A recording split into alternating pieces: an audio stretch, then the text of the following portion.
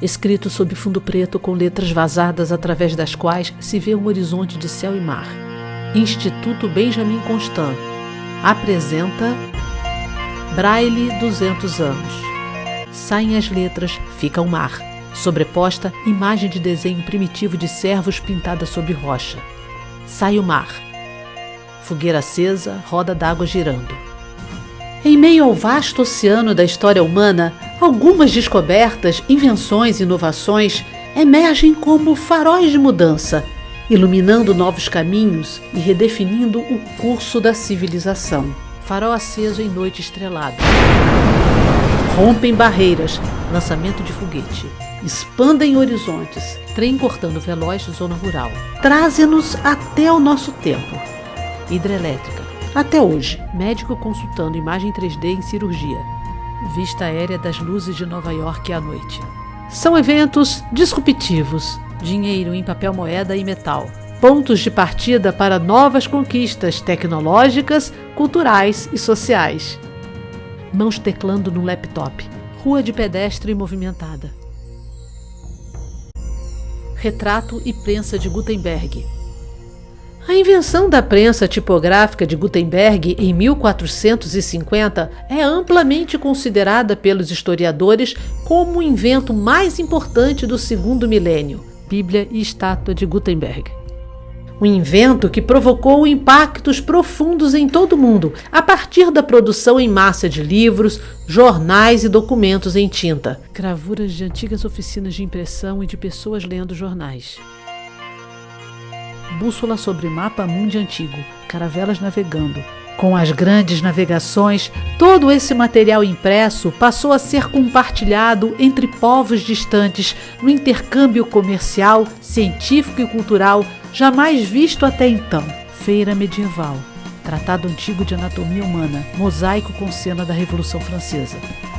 Porém, uma parcela desses povos, formada por quem não podia ler com os olhos, ficou fora dessa verdadeira jornada do conhecimento durante longos 374 anos. Pintura retratando um homem cego, relógio de areia. Marília Estevão, jornalista do Instituto Benjamin Constant.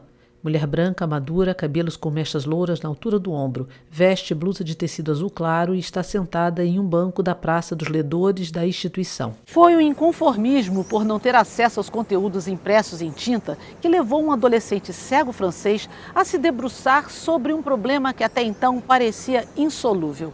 Como substituir com precisão o alfabeto visual por outro que pudesse ser lido com o sentido do tato. Esse sonho foi realizado em 1825. Busto de homem sobreposto à foto em que a silhueta de uma pessoa num túnel escuro é contornada pela claridade de fora. No topo da imagem, o nome Louis Braille. Sim, este é o nome do genial inventor que iluminou a vida das pessoas cegas com a luz do conhecimento. Paisagem da cidade de Couvray, fachada da casa de Louis Braille. Francês, nascido em 4 de janeiro de 1809, na cidade de Couvray, França, ficou cego aos 5 anos devido a um acidente na oficina do pai. Oficina, destaque para a ferramenta pontiaguda que teria ferido Louis quando criança. Aos 10 anos, ingressou no Instituto Nacional dos Jovens Cegos em Paris, a primeira escola especializada na educação de cegos do mundo e que existe até hoje. Gravura antiga e foto atual do Instituto de Paris. Professora Maria da Glória Almeida, membro da Comissão Didática do Conselho Ibero-Americano do Braille. Mulher branca, madura, cabelos ruivos na altura do ombro, veste blusa de tecido verde musgo. Essa ideia de educação veio já no século XVIII, a educação como instrução, né? Veio do pensamento humanista do Jean-Jacques Rousseau, que ele dizia o seguinte, que o cego podia educar-se desde que lhe dessem condições específicas para estudar e atender às suas necessidades. Foi daí que houve a inspiração do Valentin Haüy para criar o Instituto dos Jovens Cegos de Paris. Retrato de Valentin Haüy. E aí o Valentin Haüy pensou realmente nesses materiais que era justamente trabalhar as letras do sistema comum, ampliadas, para que o cego pudesse estudar. Eram placas que eram revestidas com arames, com pregos. Então, na verdade, não se tinha livro. Professora Regina Fátima Caldeira, assessora de Braille da Fundação Dorina Noil para cegos. Mulher morena, madura, cabelos curtos escuros, usa óculos escuros e blusa de malha cor de vinho. Assim como Auí, muitas outras pessoas, já desde a Idade Média, pessoas cegas e pessoas videntes bem intencionadas, já vinham tentando desenvolver um método de escrita e leitura que atendesse às necessidades das pessoas cegas. No que se refere à escrita, um método interessante era de usar uma placa de madeira recoberta com cera e as pessoas cegas escreviam com um estilete sobre essa cera. E essa e muitas outras tentativas falharam, principalmente porque se baseavam na escrita comum e também porque, ora, elas permitiam que as pessoas cegas pudessem ler, mas não podiam escrever, ou então elas podiam escrever, mas não podiam ler. E foi essa a realidade, encontrada por Louis Braille quando ele perdeu a visão. Tabela do sistema Barbier e retrato de seu inventor. Já havia o movimento do sistema do Charles Barbier, que era um oficial francês do exército Napoleão Bonaparte, que inventou um sistema de mensagens que se chamava leitura noturna, justamente para os soldados receberem mensagens sigilosamente. O que o Barbier pensou? Eu vou levar para o Instituto de Paris. E levou. E eles gostaram muito da ideia. Agora, ele tinha dificuldades, esse sistema do Barbier. Por quê? Ele era feito somente a língua francesa, porque ele era fonético. E segundo é que os paralelogramos de pontos, eles excediam ao tamanho da área que podia ser abrangida pela parte mais sensível do dedo. Louis Braille se debruçou sobre esse método e, em 1825, ele apresentou a primeira versão do sistema que mais tarde teria o seu nome. E a grande vantagem do sistema de Braille era o fato de que ele conseguiu reduzir o número de pontos de 12 para 6, e esses 6 pontos então podiam ser abrangidos pela polpa do dedo indicador, que é a parte mais sensível do dedo de qualquer pessoa. Desenho de 2 mãos com os dedos indicadores esticados, um marcado com a cela Barbier e outro com a cela Braille. Ainda tinha outra dificuldade que a gente tem que pontuar, que apenas no sistema do Barbier era a leitura, não havia escrita, não havia um instrumento de escrita. O grande diferencial, inclusive, do Louis Braille é que ele criou o sistema Braille completo, leitura e escrita, que é isso que realmente deslancha a parte do conhecimento do ser humano.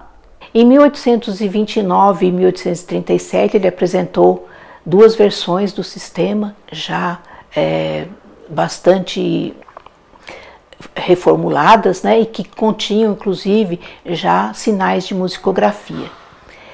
E é muito importante a gente registrar que esse sistema é até hoje o único sistema natural de escrita e leitura usado pelas pessoas cegas nesses 200 anos, o que mudou completamente a história, que até a apresentação da primeira versão, as pessoas cegas a gente pode dizer que ainda não tinham ingressado na história. Mas vamos ao código. Como ele funciona? Sobre imagem de uma reglete em letras pretas. O código Braille. Desenho esquemático da cela Braille.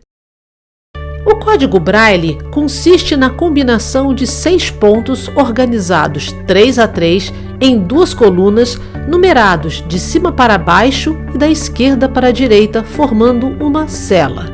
Do alto para baixo, coluna da esquerda, pontos 1, 2, 3. Do alto para baixo, coluna da direita, pontos 4, 5, 6. Cada combinação de pontos representa um sinal, como letras, números, pontuações, notas musicais e muitos outros. O ponto 1, por exemplo, sozinho representa também a letra A na cela Braille. O alfabeto Braille permite 63 combinações e mais a cela vazia, sem pontos em relevo, formando 64 sinais simples. A partir deles, são formados os sinais compostos, com o uso de outras celas. Por exemplo, a letra A é um sinal simples, mas para fazer o A maiúsculo é necessário adicionar outra cela à esquerda, com os pontos 4 e 6 em relevo. Não há limite de sinais que podem ser criados a partir da combinação de várias celas. Imagem em close do alfabeto Braille movendo-se na tela. Menino datilografando na máquina Perkins.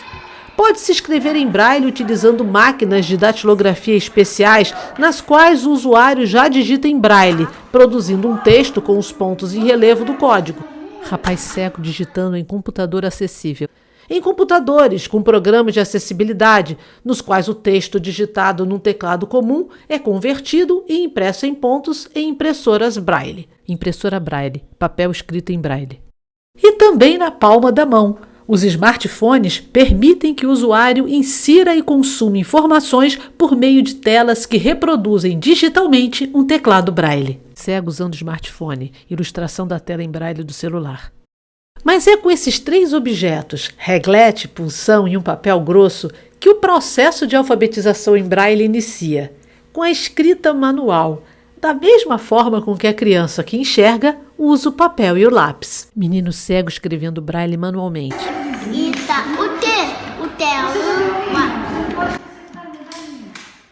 Impressora tinta e impressora Braille. Página com texto escrito em Braille. Mulher cega lendo. Ou seja, assim como a imprensa de Gutenberg, o sistema Braille de escrita e leitura para cegos foi também uma invenção disruptiva. Resolveu definitivamente um problema que excluía as pessoas cegas da sociedade, negando-lhes o acesso à educação plena e, consequentemente, a uma vida digna e autônoma. Mulher cega caminhando com bengala sorridente e segurando uma revista em Braille. Máquina de escrever em Braille moderna. Hoje, 200 anos depois de sua invenção, o Braille não só continua a existir, como se expande cada vez mais. Adolescente cega lendo em casa. Sobre fundo preto em letras brancas cercadas de pontinhos brilhando. O Braille no mundo. Abaixo, globo terrestre coberto pelas bandeiras de todos os países. Ao lado, os dizeres, presente em todos os continentes.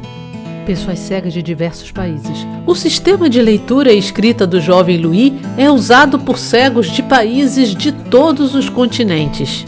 Não apenas dos que adotam o alfabeto latino, também chamado de romano, como o Brasil e os demais países das Américas e da Europa.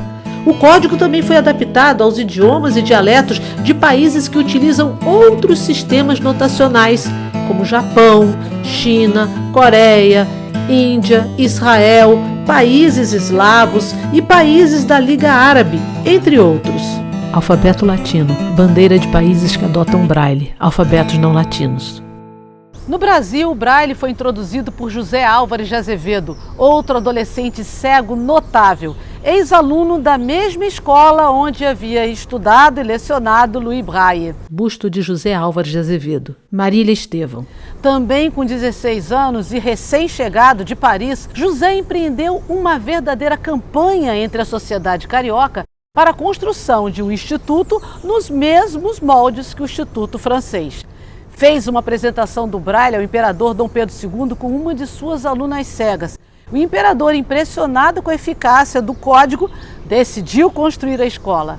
Assim, em 1854, mesmo ano em que o governo francês finalmente reconheceu o Braille como sistema oficial de escrita e leitura para cegos, foi inaugurado, na sede da Corte, Rio de Janeiro, o Imperial Instituto dos Meninos Cegos.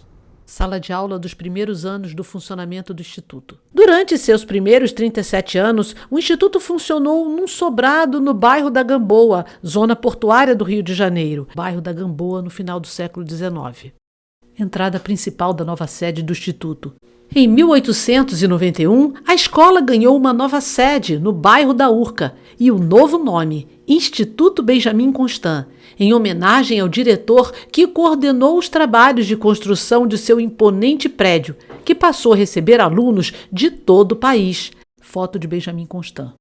Nessa mesma sede foi instalada, em 1945, a Imprensa Braille, o primeiro parque gráfico voltado à produção de livros e revistas para pessoas cegas da América Latina. Fachada da Imprensa Braille, encadernadora e revisora, final da década de 1940. Rotativa da Imprensa Braille do IBC, imprimindo o exemplar da Revista Brasileira para Cegos. Hoje, a imprensa do IBC produz, imprime e distribui por ano cerca de 70 mil cópias de livros, revistas e materiais em braille para todo o Brasil e mais 15 países, num total de 4.500.000 páginas por ano. Louis Braille morreu em 6 de janeiro de 1852, deixando um mundo totalmente diferente daquele em que nasceu e viveu.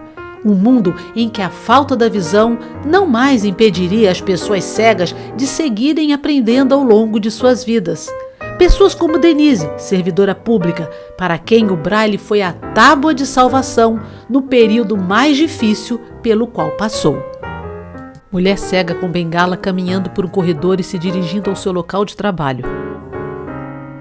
Denise Ferreira Costa, revisora de Braille do Instituto Federal do Maranhão. Jovem, branca, cabelos cacheados na altura dos ombros, veste blusa de malha azul com listras horizontais brancas. Então, eu perdi a visão e logo depois fiquei sabendo que tinha que fazer uma cirurgia no crânio, para retirada do macroadenoma, que atrofiava o nervo óptico. Então, eu retirei esse tumor e logo após a cirurgia, um mês de operada, a minha mãe descobriu a escola de cegos, que até então a gente não sabia do Braille, da existência do Braille, isso em 2004. E aí eu consegui me matricular e fui logo para a escola de cego, ainda me recuperando da cirurgia. Então, foi em que eu consegui me segurar para não entrar numa depressão, porque eu fiquei tão encantada de poder voltar a escrever, voltar a ler, E fiquei feliz, porque ali para mim era onde era o meu porto seguro, onde eu ia voltar novamente a poder sonhar, criar meus projetos, voltar a estudar. E foi justamente o Braille que me proporcionou ir para uma graduação, passar no vestibular, concluir o meu curso, depois começar a trabalhar nessa área, comecei a trabalhar dando aula como professora de Braille e hoje estou trabalhando como revisora de Braille. Então, eu falo que o meu grande porto seguro foi o Braille. Aluno de IBC lendo. Histórias para ler e contar. Fácil de aprender, de usar, em constante aperfeiçoamento e expansão pelo mundo. Apesar de tudo isso, dos 506 mil cegos brasileiros com mais de 15 anos, 110 mil, ou seja, 22%, nunca tiveram contato com Braille e seguem analfabetos em pleno século XXI. Um índice de analfabetismo quase 3 vezes maior do que o da população em geral, que é de 8% para essa mesma faixa etária. Os dados são do Censo 2010, o último a divulgar informações específicas sobre a escolarização de pessoas cegas. Professora Geni Pinto de Abreu, presidente da Comissão dos 200 anos do Braille. Mulher morena, cabelos com mechas louras na altura dos ombros. Usa óculos escuros e camiseta vermelha com a estampa do alfabeto Braille na frente. O grande gargalo da inclusão, na minha opinião, é a formação profissional. Ainda falta muito profissional qualificado, de fato, para melhor atender as crianças, os jovens e os adultos de todo o nosso país. Nós temos um país muito grande. Será que temos profissionais para todos os municípios? Eu penso que infelizmente não. Comemorar 200 anos do Sistema Braille é fundamental, é importante. É pensar no que Luiz de Braille fez, no que José Álvares de Azevedo fez com a ação de trazer o Sistema Braille para o Brasil, mas é principalmente avaliar, refletir o que queremos daqui para frente para as pessoas cegas de nosso país e, quiçá, de outros países também. Educação. Professor auxilia aluno cego na leitura do Braille. Empoderamento. Adolescente cega deposita voto em urna. Autonomia. Idoso lendo livro em braille dando risada. Inclusão. 2 alunos do IBC, um cego e outro com baixa visão, colam figurinhas em álbum acessível em braille. Cidadania. Jovem cega usando bengala segue seu caminho com passos largos pela calçada. Folha branca com texto impresso em braille, sobre ela em letras pretas. Sistema Braille, pontos que libertam. Produção, roteiro, apresentação e edição, Marília Estevão. Realização, Comissão dos 200 anos do Braille. Instituto Benjamin Constant, 170 anos. Ministério da Educação, Governo Federal. Brasil, União e Reconstrução. Rio de Janeiro, abril de 2025.